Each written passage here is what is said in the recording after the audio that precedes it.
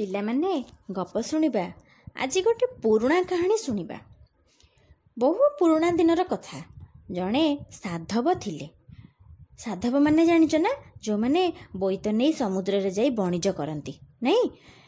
ସେ ସାଧବଙ୍କର 7 ପୁଅ ଆଉ 7 ବୋହୂ ଥିଲେ। ଆଉ ଗୋଟେ ସୁନ୍ଦର ଝିଅ ବି ଥିଲା। ସେ ଝିଅର ନାଁ କଞ୍ଚନ। କଞ୍ଚନ ରୂପରେ ଯେମିତି ସୁନ୍ଦର, ଗୁଣରେ ବି ସେମିତି। ବାପା ମା ଭାଇ ଭଉଣୀ ସମସ୍ତେ ତାକୁ ବହୁତ ଗେହ୍ଲା କରନ୍ତି। ଥରେ 6 ପୁଅମାନେ ବାହାରିଲେ ବୋଇତ ଧରି ବଣିଜ କରିବାକୁ। ବିଦେଶକୁ ଯିବେ ବଣିଜ ପାଇଁ। ସବା ସାନ ପୁଅକୁ କିନ୍ତୁ ବଡ଼ ଭାଇ କହିଲା, ତୁ ଯାନି, ଘରର ଦାୟିତ୍ୱ ତୋର। ବାପା ମା, ଘର ଆଉ କଞ୍ଚନ, ଏମାନଙ୍କ ଦାୟିତ୍ୱ ତତେ ଲାଗିଲା। ଏତିକି କହି ଭାଇମାନେ ବଣିଜ କରିବାକୁ ଚାଲିଗଲେ। ସାନ ଭାଇ, 7 ବୋହୂ ଆଉ କଞ୍ଚନ, ଏମାନେ ଘରେ ରହିଲେ। ଦିନକର କଥା। ସକାଳୁ ସକାଳୁ ସାଧବ ବୋହୂମାନେ ନଈକି ଗାଧୋଇବାକୁ ବାହାରିଲେ, 7 ବୋହୂ ଯାକ। ଏଇ ସମୟରେ ସାନ ପୁଅ କ'ଣ କଲା ନା, ସାନ ଭାଇ ତାଙ୍କର ଯିଏ, ମେଞ୍ଚେ ଶାଗ ତୋଳି ଆଣିଲା। ମୋର ଆଜି ପଖାଳ ଖାଇବାକୁ ଇଚ୍ଛା ହେଉଛି, ମୋତେ ଟିକେ ଭାଜି ଦିଅନ୍ତନି। 7 ବୋହୂ ଯାକ ତ ଗାଧେଇ ବାହାରିଛନ୍ତି। ତେଣୁ ବଡ଼ ଭାଉଜ ଆସି କଞ୍ଚନକୁ କହିଲେ, କଞ୍ଚନ, ତମେ ଟିକେ ଶାଗ ଭାଜି ଭାଇଙ୍କୁ ଖାଇବାକୁ ଦେବନି? ଆମେ ନଈରୁ ଗାଧେଇ ଆସିଲେ ସାଙ୍ଗ ହେଇ ଖାଇବା।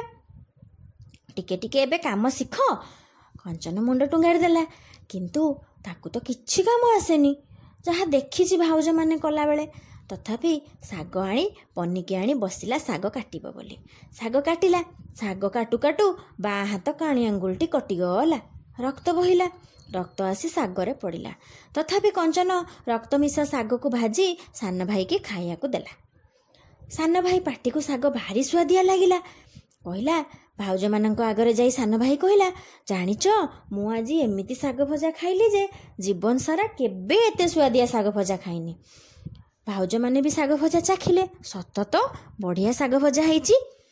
କିନ୍ତୁ ଆ ଭିତରେ ସାନ ଭାଇ ମନରେ ଗୋଟେ ଖରାପ ଚିନ୍ତା ଆସିଲା। ସେ ଭାବିଲା, କଞ୍ଚନର ରକ୍ତ ଯଦି ଏତେ ସୁଆଦିଆ, ତା ମାଂସ କେଡ଼େ ସୁଆଦିଆ ହେଇଥିବ। ତେଣୁ ତାକୁ ମାରିକି ତା ମାଂସ ଖାଇବି। ମନେ ମନେ ଚିନ୍ତା କଲା ଏଇ କଥା। ଭାବିଲା, ଭାଇମାନେ ଯଦି ବିଦେଶରୁ ଫେରି ଆସିବେ, ତାପରେ ମୁଁ ଏ କାମ ଆଉ କରିପାରିବିନି। ତେଣୁ ମାମୁଁ ଘର ଯିବା କହିକି କାଞ୍ଚନକୁ ନେଇକି ଯିବି। ସତକୁ ସତ ଗୋଟେ ଦିନ ସକାଳୁ ସାନ ଭାଇ ଆସି କଞ୍ଚନକୁ କହିଲା, କଞ୍ଚନ, ଚାଲ ମାମୁଁ ଘରକୁ ଯିବା। ମାମୁଁ ଘର କଥା ଶୁଣି କଞ୍ଚନ ବହୁତ ଖୁସି ହେଇଗଲା। ଭାଉଜମାନେ ବି କଞ୍ଚନକୁ ସଜ କରିଦେଲେ। କଞ୍ଚନ ବାହାରି ପଡ଼ିଲା ମାମୁଁ ଘରକୁ। ତା ଗାଲରେ କଳା ଟିପା ଲଗେଇଦେଲେ, ଆଉ ବେକରେ ଛାଞ୍ଚୁଣି ବାନ୍ଧିଦେଲେ, କାଳେ ନଜର ଲାଗିଯିବ, ଏତେ ସୁନ୍ଦରୀ ନା, ସେଥିପାଇଁ। ବଡ଼ ଭାଉଜ ଗୀତରେ ଗୀତରେ କହିଲା, ନଣନ୍ଦ ଆମର ଭାରି ସୁନ୍ଦରୀ, ବାଟରେ କେ ଦେବ ନଜର ମାରି, ସଭିଙ୍କ ନଜର ଚୁଲିକି ଯାଉ, କଞ୍ଚନଟି ଆମ ଭଲରେ ଥାଉ। ତାପରେ କଞ୍ଚନ ସାନ ଭାଇ ସାଙ୍ଗରେ ମାମୁଁ ଘରକୁ ଗଲା। ବାଟରେ ଗୋଟେ ନିଛାଟିଆ ଜାଗାରେ ସାନ ଭାଇ କ'ଣ କଲା ନା, ଗୋଟେ ଲୁଚେଇକି ଗୋଟେ ଖଣ୍ଡା ନେଇକି ଯାଇଥିଲା। ସେଇ ଖଣ୍ଡାରେ କଞ୍ଚନକୁ ହାଣି ଦେଲା। ତାର ହାଡ଼ ଆଉ ମୁଣ୍ଡକୁ ଗୋଟେ ଜାଗାରେ ଗାତ ଖୋଳି ପୋତିଦେଲା। ମାଂସକୁ ପତ୍ରରେ ବାନ୍ଧି ଘରକୁ ଆଣିଲା। ଘରେ ପହଞ୍ଚି କଞ୍ଚନକୁ କହିଲା, ଭାଉଜମାନଙ୍କୁ କହିଲା, ମୁଁ କଞ୍ଚନକୁ ମାମୁଁ ଘରେ ଛାଡ଼ି ଦେଇ ଆସିଛି। ସେ ମାମୁଁ ଘରେ କିଛି ଦିନ ରହିବ। ଆଉ ବାଟରେ ଗୋଟେ ଛେଳି ପାଇଲି, ତା ମାଂସ ଆଣିଛି, ରୋଷେଇ କର ଖାଇବା। ମାଂସ ତରକାରୀ ସମସ୍ତେ ଖାଇଲେ, ସୁଆଦିଆ ବି ଲାଗିଲା। କିନ୍ତୁ ସାଧବ ଆଉ ସାଧବାଣୀ, ମାନେ କଞ୍ଚନର ବାପା ଆଉ ମା, ଏମାନେ କିନ୍ତୁ ଖାଇଲେନି। ତାଙ୍କୁ ଜମା ଭଲ ଲାଗିଲାନି। କିଛି ଦିନ ଗଲା। 6 ଭାଇ ଯାକ ବିଦେଶରୁ ଫେରିଲେ। ଗେହ୍ଲି ଭଉଣୀକି ଖୋଜିଲେ। ଜାଣିଲେ ମାମୁଁ ଘରକୁ ଯାଇଛି। ବଡ଼ ଭାଇ ଯାଇ କଞ୍ଚନକୁ ଆଣିବାକୁ ବାହାରିଲା। ଯୋଉଠି ସାନ ଭାଇ କଞ୍ଚନକୁ ମାରିକି ପୋତିଥିଲା, ତା ହାଡ଼ ପୋତିଥିଲା, ସେଇଠି ଗୋଟେ ସୁନ୍ଦର ଫୁଲ ଗଛଟିଏ ଉଠିଥିଲା। ଫିକା ଧଳା ରଙ୍ଗର ଫୁଲ ଫୁଟିଥିଲା। ବଡ଼ ଭାଇ ଯେମିତି ସେ ଗଛ ପାଖକୁ ଯାଇ ଫୁଲ ତୋଳିବାକୁ ବାହାରିଛି, ଗଛଟି ମଣିଷ ସ୍ୱରରେ କହିଲା, ଥିରି ଥିରି ଫୁଲ ତୋଳ ବଡ଼ ଭାଇ, ଗଛରୁ ପତର ଝରେଟି, ସାନ ଭାଇ ମୋତେ ଖଣ୍ଡାରେ ହାଣିଛି, ତା ଦେଖି ମୋ ଦେହ ଥରେଟି। ଅଦ୍ଭୁତ କଥା। ବଡ଼ ଭାଇ ଶୁଣିକି ଆଶ୍ଚର୍ଯ୍ୟ ହେଇଗଲା। ଘରକୁ ଫେରି ଆସି ସବୁ କଥା କହିଲା। ଏହା ଶୁଣି ଘରର ସମସ୍ତେ, ସାଧବ, ସାଧବାଣୀ, 7 ବୋହୂ, ସବୁ ଭାଇ ଗଛ ନିକଟକୁ ଗଲେ। ସାନ ଭାଇ ରାଜି ନ ହେବାରୁ ତାକୁ ଜୋର କରି ସାଙ୍ଗରେ ନେଇଗଲେ। ଗଛ ପାଖରେ ପହଞ୍ଚି ବାପା, ମା, ଭାଉଜ, 6 ଭାଇ ଫୁଲ ତୋଳିବାକୁ ଯେମିତି ହାତ ବଢ଼ାନ୍ତି ଗଛଟି ସେମିତି ମଣିଷ ସ୍ୱରରେ ସେଇ ଗୀତ ଗାଇଲା।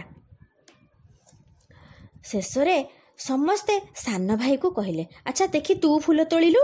ସାନ ଭାଇକୁ ଡର ମାଡ଼ିଲା, ତଥାପି ଯେହେତୁ ବଡ଼ ଭାଇ ବାପା ସମସ୍ତେ କହିଲେ ସେ ହାତ ବଢ଼େଇଲା ଫୁଲ ତୋଳିବା ପାଇଁ। ଯେମିତି ହାତ ବଢ଼େଇଛି ଗଛଟି କହିଲା, ଛୁଅଁନା ମୋତେ ସାନ ଭାଇ, ତୋତେ ଦେଖି ଡର ମାଡ଼େଟି, ତୁ ପରା ମୋତେ ଖଣ୍ଡାରେ ହାଣିଛୁ, ସେ କଥା ମନେ ପଡ଼େଟି। ସମସ୍ତେ ସାନ ଭାଇକୁ ଚାହିଁଲେ। ସାନ ଭାଇ ସବୁ ସତ କଥା ମାନିଗଲା। ସାଧବ ସାଧବାଣୀ ବହୁତ କାନ୍ଦିଲେ, ଯାଇକି ରାଜାଙ୍କ ନିକଟରେ ଫେରାଦ ହେଲେ। ରାଜାଙ୍କୁ ଯାଇ କହିଲେ। ରାଜା କ'ଣ କଲେ ନା ସାନ ଭାଇକୁ ମୃତ୍ୟୁଦଣ୍ଡ ଦେଲେ। ହେଲା, ସେଇଦିନ ଠାରୁ ଆମେ ଜାଣିଛେ କଞ୍ଚନ ଫୁଲର ସୃଷ୍ଟି। ତମମାନେ ସମସ୍ତେ ଦେଖିଛ କଞ୍ଚନ ଫୁଲ? ପ୍ରାୟ କେତେ ଜଣଙ୍କ ବାଡ଼ି ବଗିଚାରେ ଥାଏ। ଧଳା ଧଳା ଫୁଲ, ଆଉ ତାର ପତ୍ର ଏମିତି ଗୋଲ ଗୋଲ 2 ପାଖୁଡ଼ିଆ ଭଳିଆ ପତ୍ର। କଞ୍ଚନ ଫୁଲକୁ ପିଠଉ କରି ଖାଆନ୍ତି ସମସ୍ତେ। ହେଲା, ଭଜା କରି ଖାଆନ୍ତି। କଞ୍ଚନ ଫୁଲ ବହୁତ ଭଲ ଲାଗେ, କିନ୍ତୁ କଞ୍ଚନ ଫୁଲ ଠାକୁର ପୂଜା ହୁଏନି।